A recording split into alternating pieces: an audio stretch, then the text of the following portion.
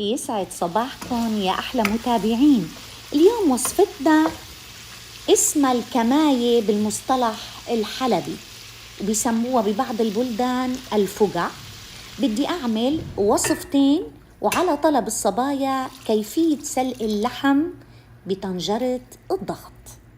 بدنا كيلو كماية أو كيلو فطر منقطعه، وبدنا نص كيلو لحمة، ممكن شقف وممكن جود بالموجود، بشر وممكن ناعمة جود بالموجود.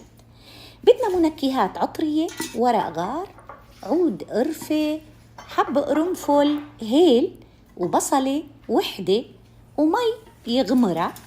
اللحمة كبي عليها مي باردة دور واحد، ومنحط اللحمة على النار. رح نباشر بتحضير الوصفة الثانية. نحن بحاجة لكبابة، ممكن ربع كيلو، ممكن نص كيلو، إبهار نص معلقة صغيرة، وملح اللي بتمسك قوام الكبابة وبتعدل الطعم.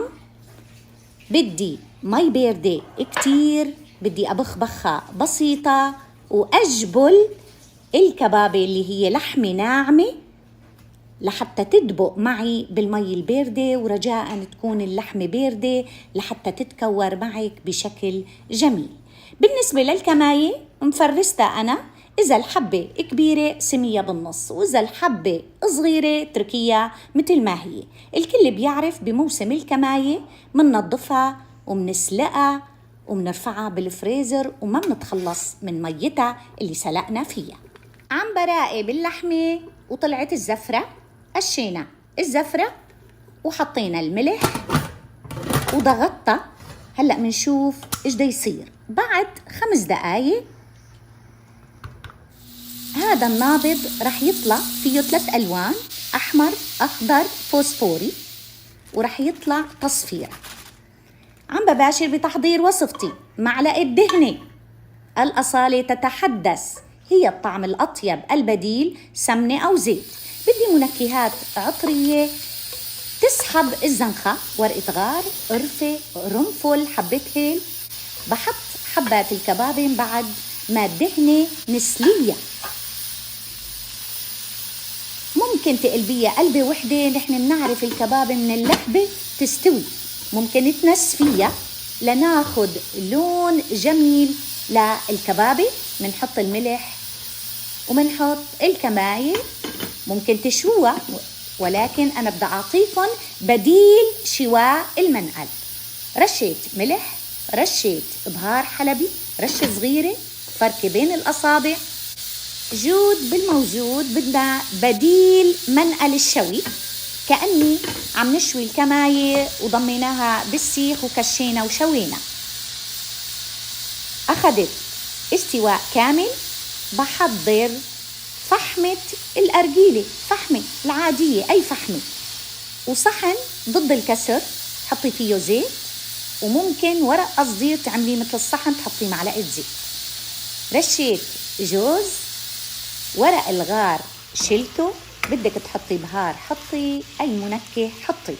عملت فراغ بالوسط، حطيت هالصحن، وممكن يكون ورق قصدير. حضرت غطا، ممكن غطا ورق قصدير كمان. انشعلت الفحمة وصارت جمر، حطيتها طلعت الدخنة.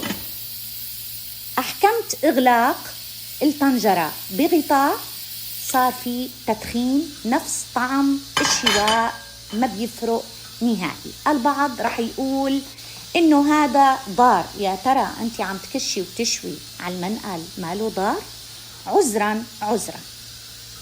هلأ بدي ياكل لقمة طيبة، ما بعرف، بدك تاكلي أكل صحي ومسلوق كلي. رح أحضر الوصفة الثانية. معلقة سمنة، ممكن زيت، بس بفضل يكون سمنة طيبة أو دهنة تسلية طيبة. معلقة وحدة ممسوحة.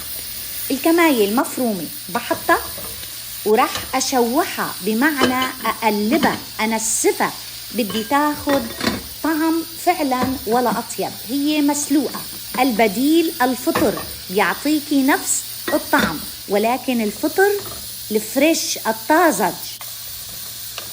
عم بقلبها، أخذت استواء، حطيت رشة ملح ورشة بهار.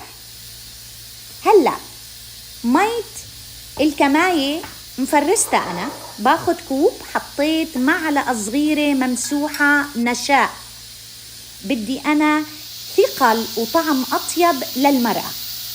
عم براقب سلق اللحمة، شايفين ارتفع للأخير، عيرت الزمن نص ساعة،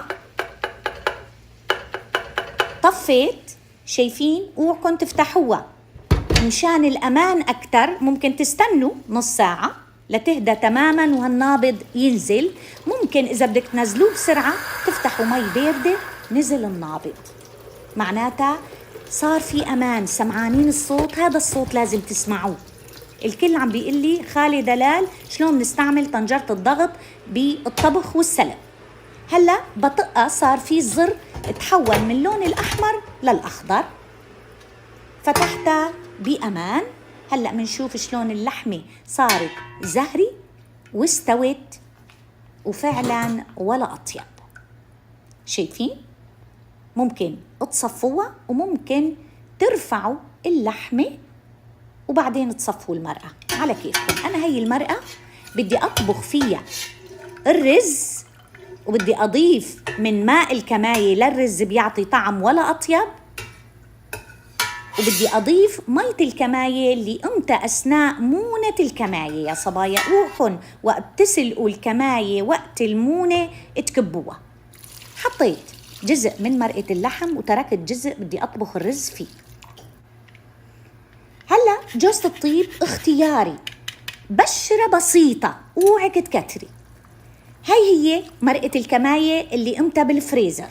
حطيت المعلقة الصغيرة الممسوحة نشا وحطيتها. ما بدي أنا أعمل بشاميل، انتبهوا، أنا بدي ثقل بسيط. بخليها عم تتسبك، بدي أخذ تسبيك رائع وأصولي. البعض بحب مرقتها كتيرة، هذا بحترمه وبسميه ذوق شخصي. أنا عم بعرض الأصول. المهم يا صبايا، أثناء مونة الكماية وقت بتسلقوا الكماية، ارفعوا الكماية، عبوها بكياس. مثلا طلعت معك لتر مرقة الكماية اللي سلقتي فيها، اغليها، تمي اغليها لحتى يبقى الربع منها، وبتنكهي فيها الكماية وقت اللي بدك تطبخيها. الرز ما رح أعرض لكم إياه، موجود عدة مرات. الرز المفلفل شلون بنحصل عليه بحط لك الرابط. رز نثري بياخد العقل. سكبت الكماية، تسبكت بشكل جيد. دائما الرز القصير، كل كوب رز قصير بحاجة لكوب و3 معالق ماء. والشعيرية إذا بدك تضيفيها كوب شعيرية مثلا كوب ماء. سكبنا الرز مفلفل بياخد العقل. وإذا بدك كتري الشعيرية بكتر مقدار الماء، بدك تقللي، هذا ذوق شخصي. أنا عائلتي بتحب الشعيرية فيها ظاهرة. الكماية المشوية خلصت، دخنتها. المفروض أحط خبز على الصاج، يا عيني يتسقسق بالدهن ويا عين صبي دمع، ولكن هون ما في دهن غير اللي شفتوها، حتى أقل من معلقة كبيرة. فعلا وصفتين بيستحقوا إعجاب الملايين. فعلا طعم ولا أطيب. البديل الفطر الطازج. واللحمة ممكن تقللوها وممكن تاكلوها بدون لحمة، لأنه فعلا بتجنن الكماية اللي اسمها فقع. جربوها بفطر جود بالموجود وقولوا يا عين صبي دمع، فعلا بتاخد العقل.